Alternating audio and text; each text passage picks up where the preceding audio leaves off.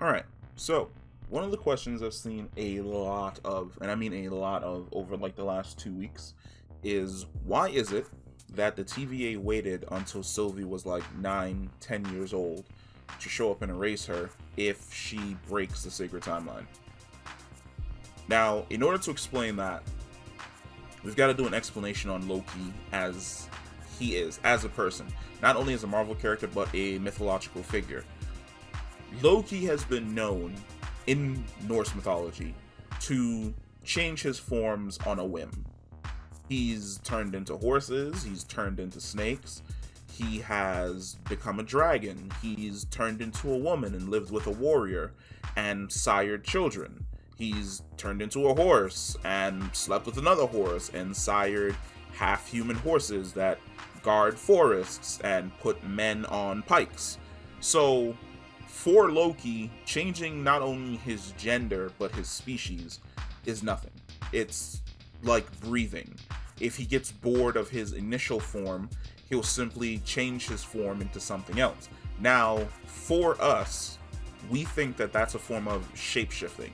That Loki is going from a male to a female, or a male to a snake, or a male to a horse, and if something was to happen, let's say he was incapacitated, he would revert back to male Loki. That's not how it works. Loki completely changes his form. Whatever form he chooses to embody is his form. If he becomes a horse, he is 100% horse.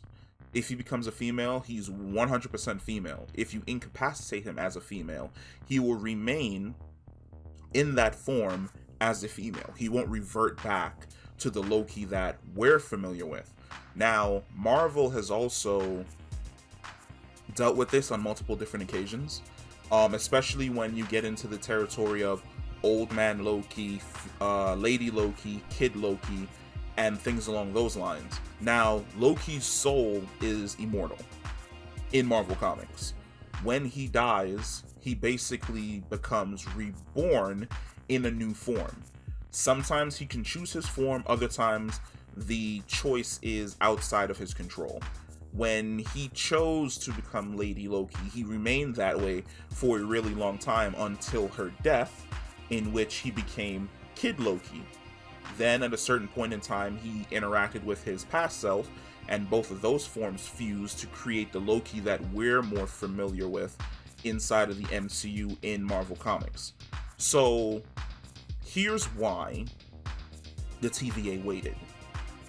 I want to say that at some point in time, probably around the time the TVA chose to show up, Loki was trying out his ability to shapeshift. He was changing himself on a molecular level. Now, we see Thor mention this somewhere along the lines of, when I was a kid, I really liked snakes, and he knew I liked snakes, so he turned into a snake, and then he stabbed me, like, yeah, it's me. Yeah, he basically did that. At some point in time, even maybe in the normal timeline, Loki changed his gender and chose to be a female. Our Loki probably got bored of the change and reverted back to his initial self. In this timeline, and why the TVA showed up to eradicate Sylvie, he didn't change back. He changed into a female, a little girl. He went from a little boy to a little girl and decided that, this is basically going to be my form. I like this form, so I'm going to stick with this. When she chose to stick with that, that's when the TVA were like, no, you've got to go, because you're technically not supposed to exist. You're a variant. Sure, the Loki we know has shapeshifting abilities and he can turn himself into something else, but for our own designs, we need him to remain a him.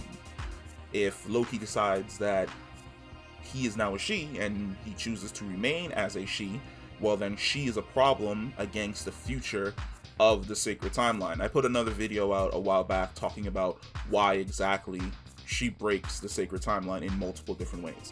But this is the reason why Sylvie and the TVA had their encounter when they did when she was a child. Basically, Sylvie chose to remain a female, she broke the sacred timeline, and the TVA wasn't having it. That's it. Peace.